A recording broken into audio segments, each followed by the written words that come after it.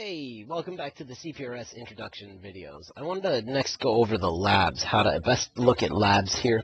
So I'll show you a few different ways. So my preferred way is to use worksheets. So if I wanted to look at what the trend of sodiums or creatinines has been, I'll go to a test group that I created. If you need to know how to create test groups, go back to that CPRS initial setup video.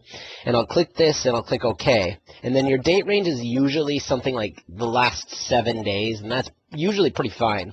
Just because I'm using a test patient, ZZ Test Debbie, she doesn't have any information from the last 7 days. So I'm going to go to all results here, and you can see a nice graphic trend of her sodiums and her BMP. She obviously was very hyponatremic. You don't know this about Debbie, but she's a big drinker who doesn't keep up with her PO intake at all. But you wouldn't realize that with her creatinine. It's kind of an anomaly in that respect. But her urine sodium's all over the place too. So, anyways. And she has a lung cancer, FYI. So what you can do is you can see a nice graphic trend here of all the BMP in the last 7 days. If you technically want a graph, the best way to do that is to go here, remove all, and just put one item in here. So let's do sodium graph to see what her sodium chart has looked like.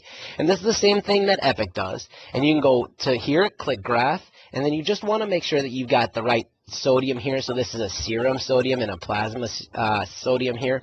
So this serum sodium, and you can see lower limits of normal, upper limits of normal, and where she's kind of trended. And then this is the date range that's specified up here. So that's one way to look at graphs. The other way that some people like is this cumulative lab review. Now, I don't like this specifically, but other people do, so I'm going to show it to you. This is every lab that's ever been ordered within this time frame. So don't take that to the bank because I don't use it very often, but I'm pretty sure that's what this is. And so what it is, it groups the CBCs, and if you scroll down, it groups the BMPs together, and it groups all the labs together based on kind of their generic body system is the easiest way to put it. So I don't like this, but feel free to play around with it. Maybe you'll like it. Obviously, the most recent is a very useful one to look at in the morning, and what I'll always look at is I'll look to see which labs came in the most recently. So her last lab was July 29th, and I'll click back from the day's labs just to kind of get a feel for what's going on. Importantly, remember that your micro is separate from your labs. So your micro is found here, and then it's based on collection date, and so it starts with the newest to the oldest, and then this is the actual source that it was from. So collection sample there. And then you have to actually physically click on them, and it'll show you what it grew, or she has H-flu here, probably because she has an obstructive pneumonia that we talked about from her lung cancer, given that sodium that she had before. If you're looking for path, that's here, path reports.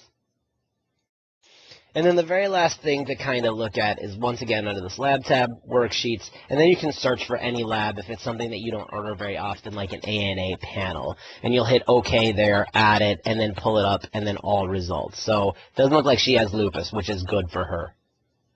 So that's it for the lab worksheet. I hope that you've enjoyed this particular video. I hope that it makes your life a little bit easier and demystifies CPRS just a little bit.